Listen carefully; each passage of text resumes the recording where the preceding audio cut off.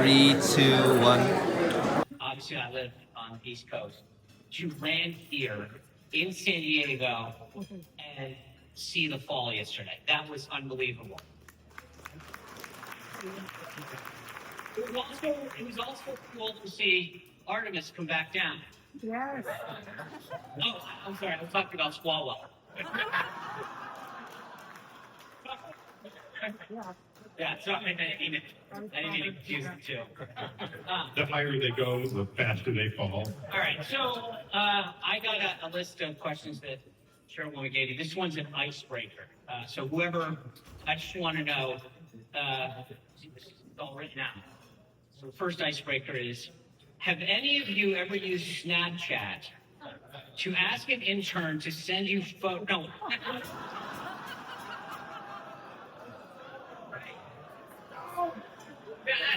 I'm going to give that one to Tom. This was wrong. It's Tom too. This said California Democratic Party. Wrong. Okay, yeah. I still haven't figured out All right. Facebook. Have any of you ever paraded staff? No, that's Katie Porter. Okay, that's the right one. That's right. Yeah. Okay. Sorry. The other bench. Let me just ask you guys this, and I'll start with you, Congressman McClintock. Do we as a party right now, are we winning the policy war, proposing the right solutions, or should we be fighting more of a messaging war in terms of what we're communicating as we go into a midterm election? The answer is yes.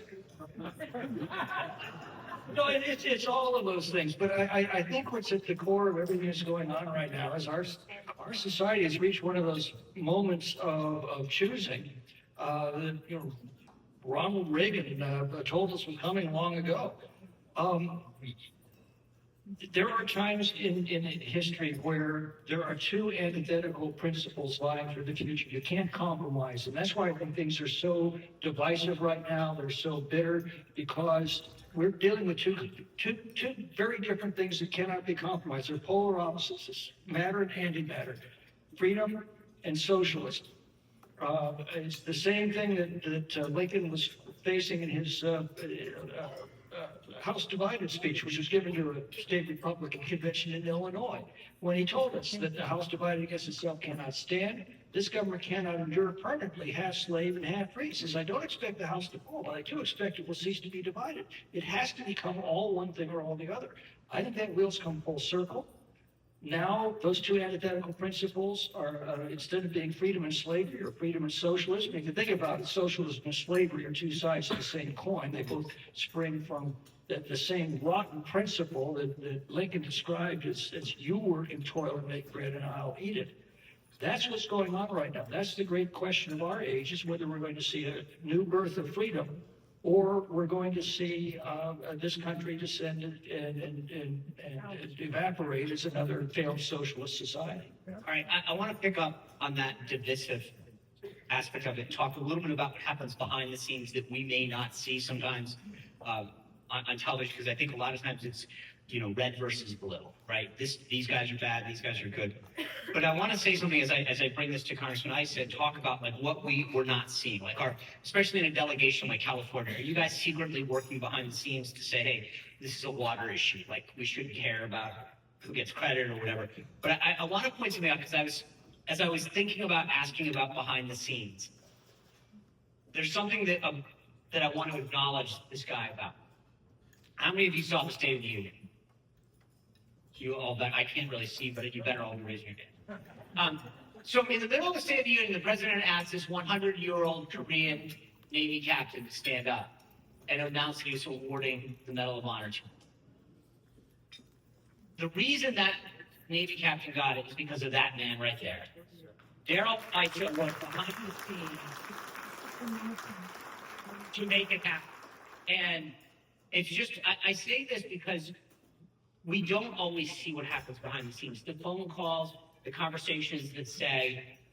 So the question I want to pose to you is do we just see something on TV, but behind the scenes, you're going to, maybe not Eric Swalwell, but somebody else in the delegation say, can we work together? Is there a lot more of that that's happening that we don't see? Well, the answer is sort of like Tom's. The answer is yes, sometimes.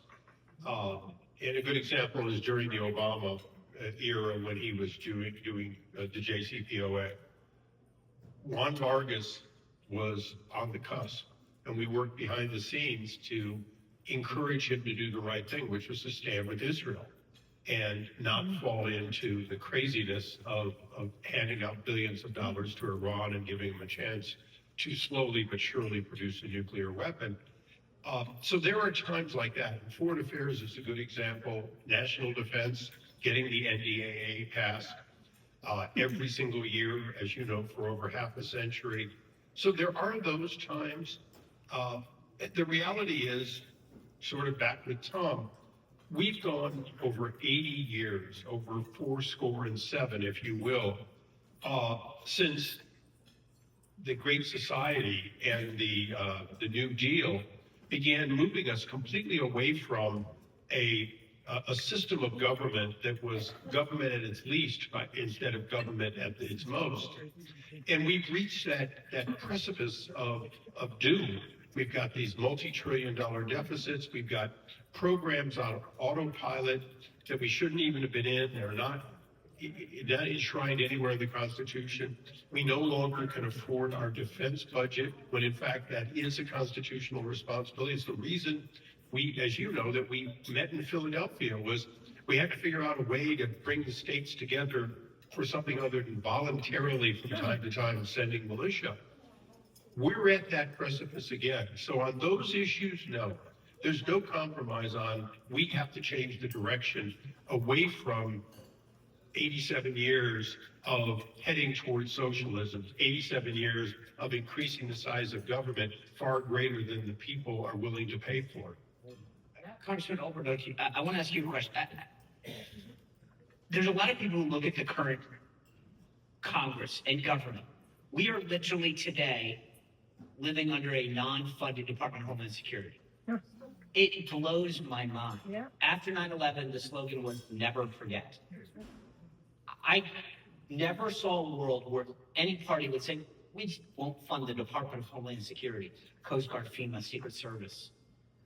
Is the system broken, or is it just become that? I mean, what is going on? I literally look across the table. We are on the precipice of America 250 celebrations throughout the country, FIFA, all of these big things that are level one national security issues. And the Department of Homeland Security can't be funded. We can't go through a normal appropriations process. Is the system itself broken, or like, what is the fix if there isn't? I don't think the system is broken, but you can explain what's going on in 3 letters, which is TDS. Right? Trump derangement syndrome is real. It is real for the Democrats. And we see it every day in Congress, because I swear to you, the president could go on national television tomorrow and announce that our national labs had found a cure for cancer. And this was a great generational change. It's going to make everyone's lives better. It's going to improve life expectancy for all of humanity. He just needs one little change in the federal law to be able to bring that cancer cure to the people. And the Democrats would find a reason to say no, right? Because they hate him so much. And that percolates through everything that's going on in Congress. So anything that the president is for, they're reflexively against, which is why you're seeing the Democrats insist that they're not going to fund any part of DHS unless we agree to completely defund both ICE and the Border Patrol, which of course is not something. What's the answer? I mean, like, it's insane, right? The idea that we're having a discussion, it's like we're holding hostage the security of this nation as if it's negotiable. Like, so what is like, I honest to God, as a guy who's been in this for 30 years, cannot believe, are we not messaging this right? Or what, or are they just literally that deranged that that's where we stand? Well, I mean, there's good news and bad news, right? I think the good news is they have misread the messaging on this from a political standpoint. The American public is not with them. They've got their base that's basically forcing them to take the positions that they take, but the American public is not okay with defunding the Coast Guard or FEMA. So they're going to pay the political price for that. But, the potential downside for us is imagine what happens if we were to lose the House in November. And imagine what the last 2 years of President Trump's term is going to look like. It's going to be not just the obstructionism that you're seeing right now. It's going to be nonstop investigation, subpoena, and impeachment. And that's why this election in November is so important. Okay, so Congressman McClintock, you've been in various offices. You know what you need to win an election. Is beyond the people in this room, is our base fired up? I think by summer they will be, and I remember the Reagan recovery. You could feel it in the air. When those tax cuts finally took effect, people could feel it in their lives. You remember the ads that Reagan ran in '84. It's morning in America. Anybody who saw those ads remembers them now because it reflected what was going on in their own lives. Well, the big beautiful bill that we passed last year is Reaganomics on steroids. And once we're past all of the turbulence from Iran, I think people are going to be feeling that very, very intensely in their lives. And I think the two questions that are going to decide the midterms are, number one, are you better off today than you were 2 years ago? You can't spin the answer to that question. Everybody knows for themselves how they're doing. I think the answer is going to be very positive. And the other question, which Jay alluded to, is do you really want to let the Democrats back into power and reopen our borders? Because that is exactly what they're going to do. This whole shutdown is not about DHS. It's not even about ICE and CBP. They do not want us enforcing our immigration laws. It is that simple. That's the whole thing. And that's point. They're demanding that we get judicial warrants to take illegal aliens into custody. There is no judicial warrant for that. It doesn't exist because deportation is not a punishment. This is a civil matter, not a criminal matter, so you can't get a judicial warrant. And they know that. They're just counting on the American people not understanding that. Okay, that's a segue. Your background before you got into politics, you're a businessman. You get marketing. You got a product, you need people to buy it, right? You'd be like, here's why this product works well. Here's why. You mean like write a book but put Trump on the cover? You know, I will say, smart move. Smart move. I point of personal privilege. I showed the president the company the other day in the Oval Office, name drop. And He does like that particular. and he goes, Sean, this is a really nice cover. And I look at him and I go, because you're on it. He goes, that's a good point. So, he also wrote the foreword. But yeah, I've realized after, this is my 5th book, which I always get a kick out of. My 7th grade teacher, Miss McKay, didn't think I'd read a book. Never mind. Right. So, yeah. But let's get back to this. Congressman McClintock pointed out the American people's revelation in chat. And most importantly, as people are filing their taxes right now, they're like ecstatic about no tax on tips and some of these other things that you guys passed. Why is it that this is what frustrates me? I've been in campaigns for 30 years. When you guys run, a lot of times you're trying to think, how do I talk about what I did? It's there. Big, beautiful bill. No tax on tips. No tax on Social Security. Trump RX. Trump accounts. Like the Trump accounts should be that is transformational, what it's going to do to the next generation. I don't know that we're getting the message out. Are we selling it? Sean, we're selling it, but I'm going to stay. It has a mind of its own. I have a feeling there's some good phone numbers in there. There are. Yours is there, thank God. You can either have a local election or a national election. As you know, Newt Gingrich ran 3 times before he finally won. One of the reasons was not that Newt kept running and he got better. The fact is, Georgia and a whole movement came the right direction over time, and it made his belief in what he believed was the national answer. So when he came to Washington, he didn't come on some local, he didn't just kiss babies in all the right places. And Newt, he's not actually good at that part of it. The fact was he lectured about what we should do in a Reagan-esque way until finally the voters came to him. Meaning he won on a national wave, not on a local election. We have candidates in this room who have to win locally, okay? But for most of us historically, we have to help make sure that the national message is unified, which it is right now, and that over time it comes to us. And this is the challenge. It's the Reagan era challenge. It's now the Trump era challenge, is we may not hold the House in the midterms. We may not. If we hold it, it will be because candidates from Stockton, and from San Diego, and from all over the state run a combination of national and appropriate, but local to get past Trump derangement. That doesn't change the fact that we are changing the party and America is coming to us. The Democrat Party is splintering and going far to the left. In a period of time, if not this time, by the next election, when one of our key figures probably will be our nominee to succeed Trump, we will be running a national election based on, did we stay the course on what Trump stands for? Did we stay the course on peace in a way that we're not going to run local elections in Iran, but we're going to beat Iran into submission. We're not going to tell Venezuela who their leader should be. We're simply going to tell them who it can no longer be.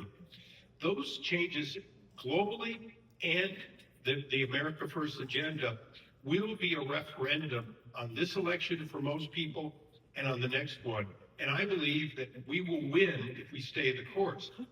Notwithstanding Marjorie Taylor Greene, who's trying to define what Trump stands for as we speak, rather than Trump. She's a never-Trumper who's telling us that Trump has betrayed us because somehow he had enough of Iran after just 47 years of their sponsoring killing Americans.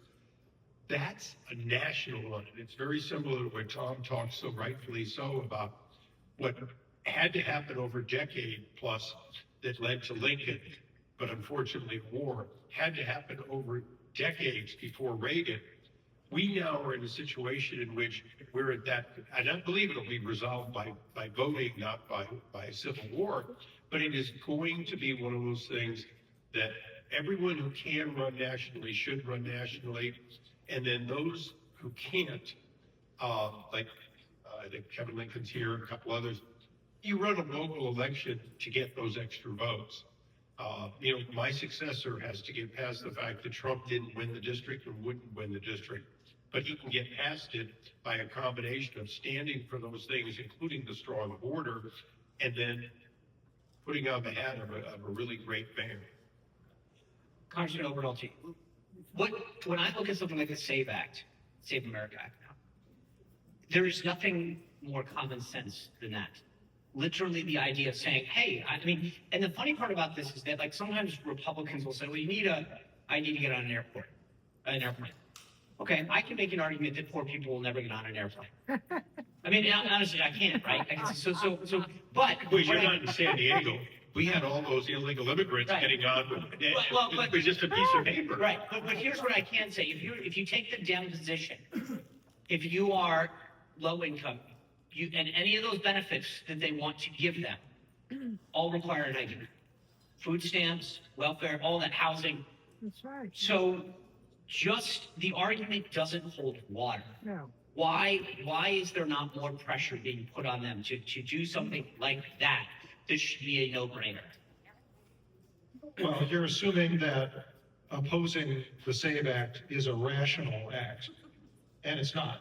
It's rational from their point of view, from the standpoint of they have to cater their base to get reelected. You know what's astonishing, and we don't really realize it because we're on the Republican side, it's astonishing how many of our colleagues in the House have primary challenges.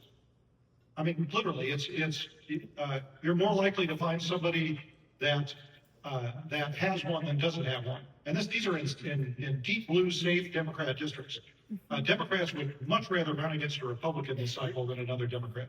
And so they walk around in fear that someone's going to challenge them from the left. So, that explains why they have to reflexively oppose Save America, even though it is nearly an 80-20 issue.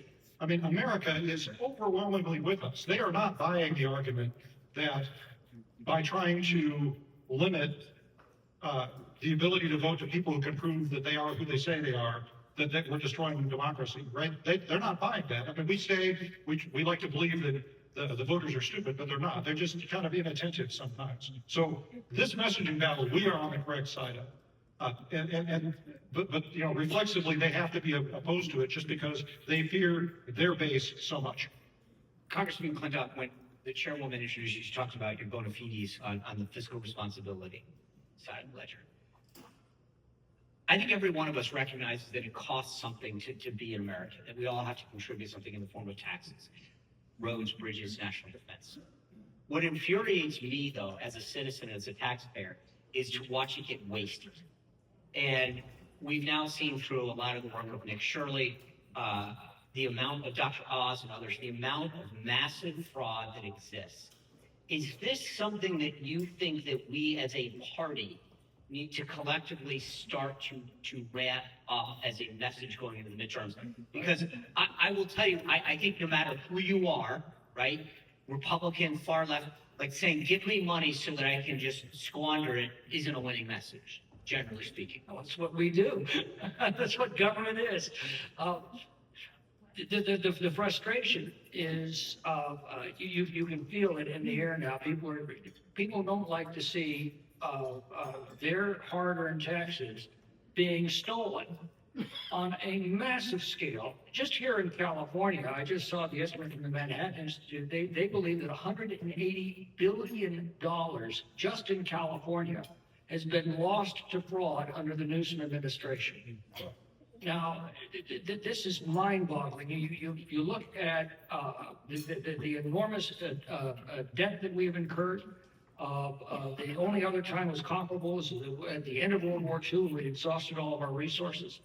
And so much of that is the systematic fraud that's going on throughout the country. This administration is turning its guns on that. I think we're going to be seeing increasing numbers of prosecutions. The Department of Justice is now completely focused on this. Obviously, J.D. Vance, the vice president, has been placed in charge of a crusade against waste. I remember when Ronald Reagan was running for governor and talked about welfare fraud in those days, talked about there was a particular incident involved a woman who had ripped off thousands of dollars from taxpayers, and she was dubbed the welfare queen. Well, now we're talking about hundreds of billions of dollars. I think that's going to be a very, very potent issue. And you notice this is one that the Democrats are fighting the whistleblowers over. And we've got plenty of evidence out of Minnesota, audio tape of Keith Ellison, the Democratic Attorney General, meeting with these fraudsters, and they're slobbering over each other, how they each have each other's backs.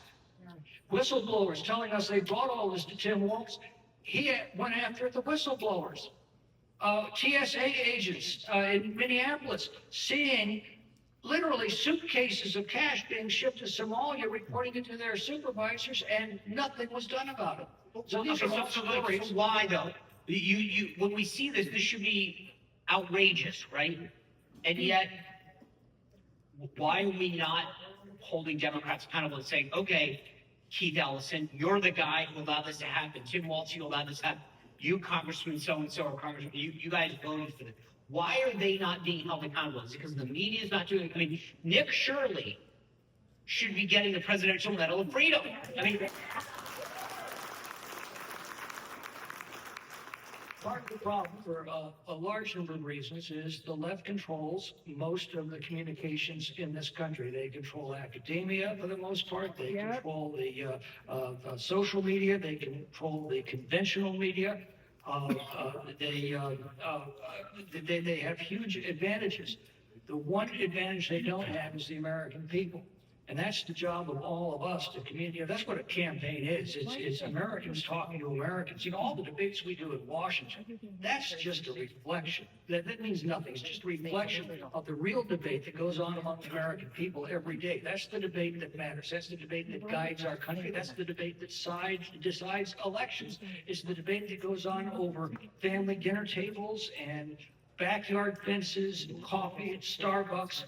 That's the debate that really matters. And that's where all of us have got to play a role in whatever sphere of influence we have, family, friends, co-workers, neighbors.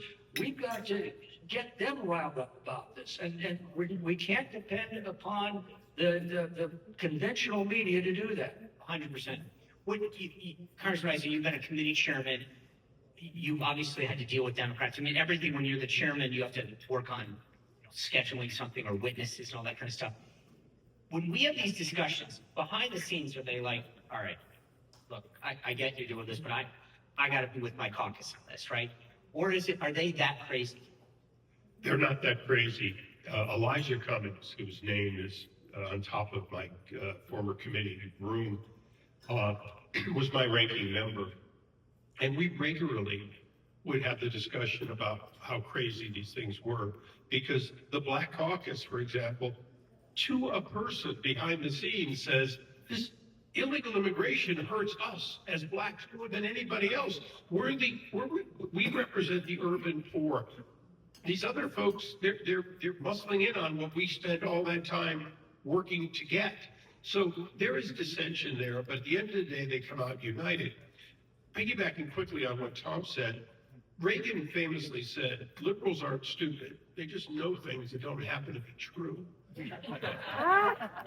The corollary to that, though, is where did they learn things that don't happen to be true? They learned it in our universities. They learned it in the mainstream media. Relearning, unlearning, getting them to actually realize, because they're not going to watch Fox, but getting them further and further and over time to understand is exactly what you did, and we're frustrated, of course. For years, you put the message out, and then you'd see it twisted on the Clinton News Network. You'd see it, messed up on MSNBC, now MS Now. There's a shift coming, and Jay said it very well. We now have an 80-20 type thing. We have a 3 or 4 to 1 issue, and the people who aren't with us for other things are looking and saying, they're right on voter ID. So it's a good example here in California where it's likely to pass in spite of a huge Democrat majority.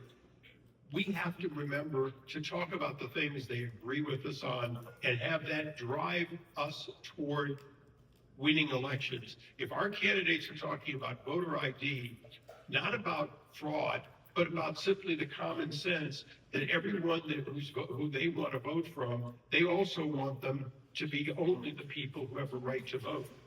And don't you agree? You've seen it before. If you talk about everything, you've missed the point of concentrating on the ones that will move votes toward you.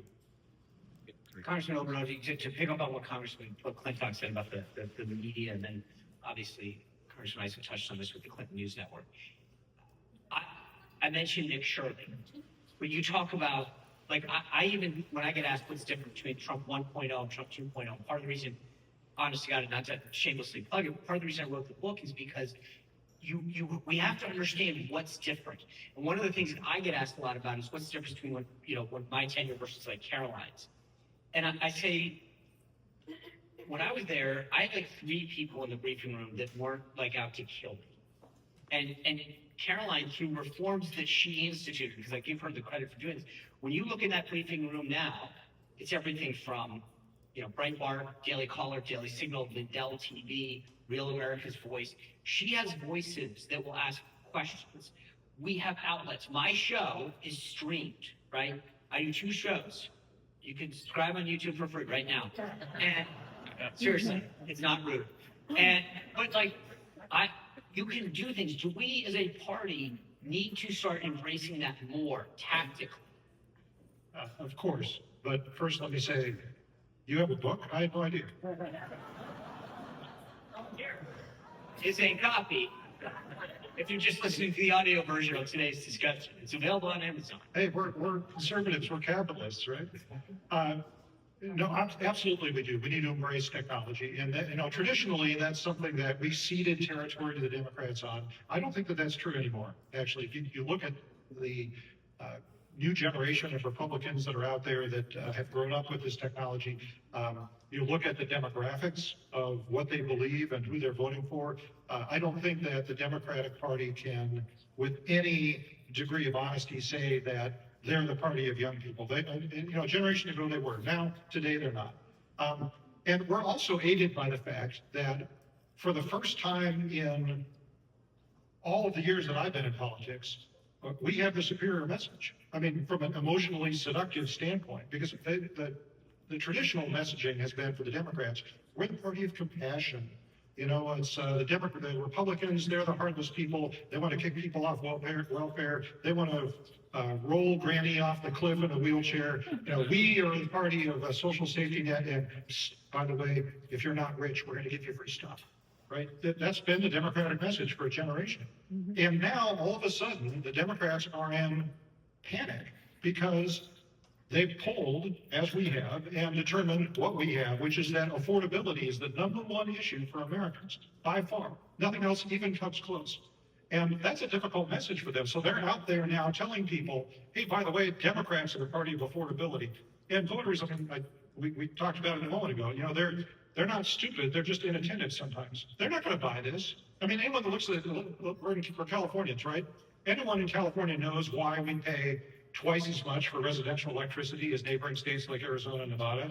Everyone in California knows why we pay the highest price for gasoline in the entire country, right? It's because Democrat socialist policies don't work. And so they're not going to win that messaging battle. And this is an amazing opportunity for us.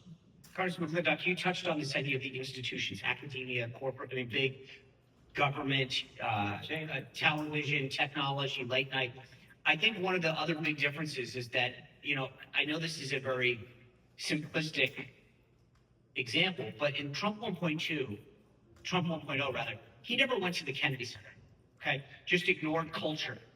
And again, I'm not like, that was just, we got bigger fish to fry, let's focus on the policy. And the shift, I think, is profound, and we took on culture, right? He didn't just say, I'm going to go to the Kennedy Center. He said, I'm going to choose the honorees, I'm going to rename the building, I'm going to close it. I mean, do we need to start as a party taking on institutions like academia, like tech, like big corporate America? I mean, like, it seems to me as though part of our problem might be that we're just fighting Democrats, not the broader culture that we face. Well, no, I actually take a slightly different view, and that is that who was it said that the main thing is to keep the main thing the main thing. And the main thing is the happiness and prosperity of the American people.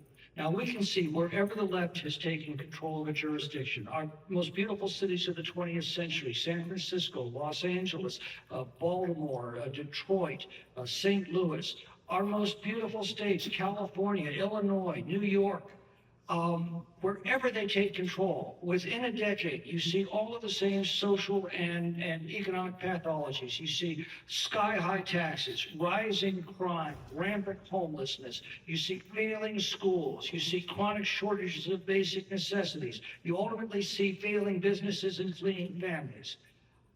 That's what these policies produce, and we've got to get people to connect the dots between the votes they've been casting for these charlatans and the conditions that they're now dealing with as a result of that. Policy matters.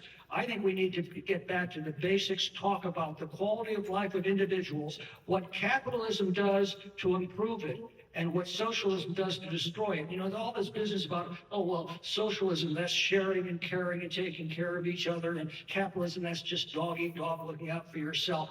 That's exactly opposite. The only way to succeed in the capitalist system is you've got to figure out what somebody else needs and how to get it for them better than they get it for themselves. It might be mowing their lawn, it might be doing brain surgery on their kid, but whatever it is, you've got to help your neighbor. It's true, if I take $1 from Peter and give it to Paul, Paul's got another $1 to spend, he's happy. Peter has now $1 less to spend, but what you've really done is you've robbed both of them of $1 worth of incentive to help each other. Paul no longer needs to help Peter. Peter no longer profits from helping Paul, and the glue that holds the society together begins to dissolve. That's how the socialists destroy civilization. And they're in the process of doing it nationally, and we have to stop them. I want you to weigh in, but I also just do me a favor, because you're going to be our final comment. Before we're finished, this is the choir. People say don't preach to the choir. These are your activists, your donors. Tell us, based on your experience, what is our charge today to go out to help give Republicans a governor in California finally, back in Sacramento to win these races. What is it that we can do today to be successful in November? I think when you touched in your book, Trump 2.0, Available on Amazon. A great gift for Mother's Day. the fact is, Reagan famously, all of us have been to the Reagan Library. All of us have seen that plaque that says to no limit to how far you can go if you don't worry about who gets the credit. Okay, that's bullshit. First of all, Ronald Reagan stole that from Harry S. Truman. It was his quote. Okay, Trump figured out now that the Trump-Kennedy Center matters and that doing that matters. So the message for all of us is figure out what we've done that we deserve the credit for and go out and take the credit. Do not let them take credit for the good economy we're creating, for the oil surpluses we now have to stabilize the rest of the world, for the natural gas we're exporting, for the nuclear energy resurgence that's underway, and the list goes on. Do not fall, buy that plaque, put it up there, and remember, Reagan took it from Harry S. Truman, and that's why Reagan is remembered the way Kennedy is. Kennedy was all about, he only lasted 1,000 days and probably wouldn't have won re-election, but that's not the way history remembers it because they've done a good job. We have to take those Reagan principles, those Trump principles, and the successful economy and go out there and sell every one of our neighbors on why that is what it's like to be a Republican, and that's what makes America great. A couple of quick things. I would say this just to piggyback on what you said. We have an unbelievable list of accomplishments that you all have voted on. As I said, the big, beautiful bill. No tax on tips, no tax on Social Security, Trump accounts, Trump RX, bringing prices down for people, transforming the ability for young people to have generational wealth built up in their name without the government touching it. We need to sell this. We need to go out there. They don't have that. So we need to do a job telling our neighbors, our friends, our colleagues what we have. Number one. Number two, I would just ask a point of personal privilege. This gentleman to my left, who has done a lot for this country, has done a lot for California, is not seeking re-election. I would ask everyone to give him a standing ovation. You too.